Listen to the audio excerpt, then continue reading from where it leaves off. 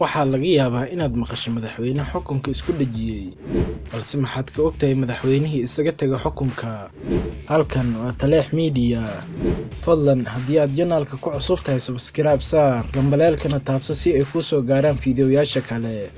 Cabdiraxmaan Siwaar Addahab wuxuu ahaa wasiirka difaaca iyo taliyaha guud ee ciidamada waddanka Suudaan xilligii madaxweyne Jacfar al-Numeyri bartamihii sanadkii 1985 ayaa dalka Suudaan waxaa ka curtay mudaharaadyo looga soo horjeeda dowladdii militariga ee uu hogaaminayay madaxweyne Jacfar. Markii ay xoogeysteen banaanbaxyadii iyo kacdoonkii dowladda looga soo horjeeday ayaa waddanka waxaa ka dhacay afgembi ay hogaaminayeen ciidanka xoogga oo uu madax ka ah Cabdiraxmaan Siwaar Addahab. Waxa uu jeediyey khudbad taas oo ku sheegay inay xukunka ku soo celinayaan gacanta shacabka muddo sanad ah, waxa uuna fuliyey ballantii oo dadkiisa ka qaaday isagoo xukunka ku soo celiyey gacanta shacabka muddo sanad ka yar. Waxaana dalka ka dhacay doorasho taas oo lagu doortay madaxweyne Axmed al-Mirgaani. Cabdiraxmaan Siwaar Addahab wuxuu waqtigaas isaga baxay siyaasadda isagoo waqtigiisa ku dhameeyey u shaqaynta dacwadda iyo faafinta diinta Islaamka. Wuxuuna madax ka ahay ururka dacwada Islaamka oo xaruntiisa tahay dalka Sacuudiga. Waxa uuna ku geeriyooday waddanka Sacuudiga bishii Oktoobar 18 sanadka markuu ah 2018 isagoo 84 jir ah. Waxaana lagu aasay qabuuraha Baqiic.